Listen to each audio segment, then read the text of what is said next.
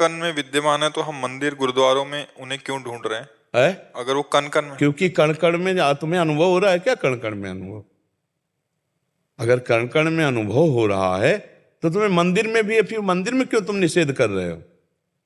शुरुआत की जाती मानी संख्या 1, मानी संख्या 10, मानी संख्या 12। जब सवाल हल नहीं होता था तो मानी संख्या की गई ना। हमारा सवाल हल हो नहीं रहा, तुमने मानी संख्या परब्रह्म गुरुदेव, मानी संख्या श्री विग्रह, मानी संख्या मंदिर, मानी संख्या अमुक, वहीं से सवाल हल हो जाएगा। एक जगह कहीं मान लो। तो जो मंदिर में मान रहे हैं भगवान को और तुम मान रहे हो कण कण में, तो वो कण कण वाला मंदिर में नहीं है क्या? तो तुम्हारी बुद्धि निषेध क्यों कर रही है? इसका मतलब अभी बुद्धि परिपक्व नहीं है, केवल अभी वो दौड़ रही, अभी परिपक्व अवस्था को नहीं है। जो कण कण में है तो वही कण कण मिलकर के विग्रह रूप में, तो वो भगवान नहीं है क्या? जब कण कण में है तो विग्रह रूप में भी भगवान है। तो जो भगवान को विग्रह रूप में पूज रहे हैं, तुम्हें क्या पता वो कण कण में भगवान को नहीं पूजते क्या? तुम्हें क्या पता? गोस्वामी जी सिया राम को मान रहे तो कह रहे हैं सिया राम में सब जग जानी। तो तुम क्या जानो कि जो कण कण में भगवान विराजमान है, तुम ही केवल मान रहे हो क्या? जो विग्रह में मान रहे हो वही कण कण में भी मान रहे हैं। आप क्या समझते हो? किसी के ज्ञान को क्या जानो? तो अगर कोई देवी देवता को पूज रहा है, किसी मंदिर में पूज रहा है, तो तुम्हारी दृष्टि से उसी ब्रह्म को तो पूज रहा है, नहीं पूज रहा है? आप हमें उत्तर दीजिए। ठीक है, ठीक है ना? तो हम किसी की निंदा क्यों करें? क्योंकि वो कण कण में है तो मंदिर में भी तो है, वो मूर्ति में भी तो है, वो अमूर्त है तो वो मूर्तिमान भी है, वो कहां नहीं है। तो बस समस्या का समाधान हो गया। हम किसी की निंदा नहीं कर सकते क्योंकि मेरा प्रभु सर्वत्र विराजमान है। समझ रहे हैं आप? अब जैसे कोई भी नाम हो, अक्षर होगा ना, और कोई भी अक्षर हो, आ उसमें जुड़ा होगा। समझ पा रहे हो हमारी भाषा? का, खा, गा, घा, कोई भी अक्षर बोलो आप। आ है ना, आ ब्रह्म है और आ ओम में है, आ उ मा। समझ रहे हो ना? कोई अक्षर बोलो ओम है कि नहीं है?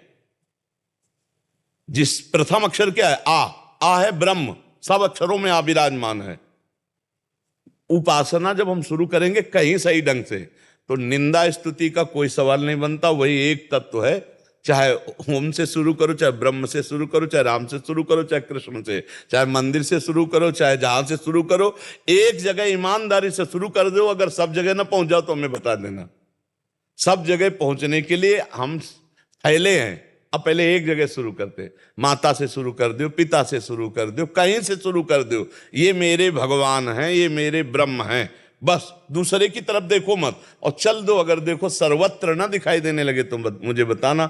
जब सच्चा ज्ञान होगा तो सर्वत्र दिखाई दे। वही मूर्ति में है, वही अमूर्त है, वही निराकार है, वही साकार। जब एक है तो वही निराकार। अब चूंकि तुम निराकार को मान रहे हो तो साकार वाले की निंदा कर रहे, ऐसे लोग हैं। अरे तेरी मान्यता है, तू एक पक्ष को देख रहा है, दोनों पक्ष को देखना। वो क्या नहीं है, और वो कुछ नहीं है, और वही सब कुछ है। ये जिसको ज्ञान हो गया वही सच्चा ज्ञानी है। और नहीं तो लड़ाई झगड़ा करते रहते हैं। वो निराकार हो, साकार हो, सगुण हो, निर्गुण, और अनुभव कुछ नहीं है, पाई भर अनुभव नहीं। 4-6 अंधे थे, एक हाथी खड़ा था। बोले क्या है? बोले हाथी। बोले कैसा है? तो एक ने पकड़ी जांग, बोले खंभा जैसा है। एक ने पकड़े कान, बोले सूप जैसा है।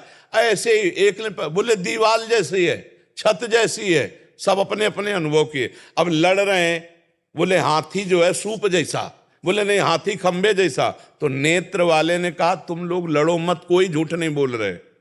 तुम सब हाथी के अंगों का वर्णन कर रहे हो, संपूर्ण हाथी तो मैं देख रहा हूं कि तुम झगड़ा मत करो, वो पूरा वही है, जो तुम बोलो वही है। तो जब हमें एक पक्ष का ज्ञान होता है तो हम दूसरे पक्ष की निंदा करते हैं, और जब हमें संपूर्ण ज्ञान हो जाता है तो कोई बचता ही नहीं जो मेरा आराध्य देव ना हो। चाहे निराकार बोलो, चाहे साकार बोलो, चाहे जो बोलो, वो एक ही परमात्मा है और वो सर्वत्र है। इस बात को कोई नहीं काट सकता।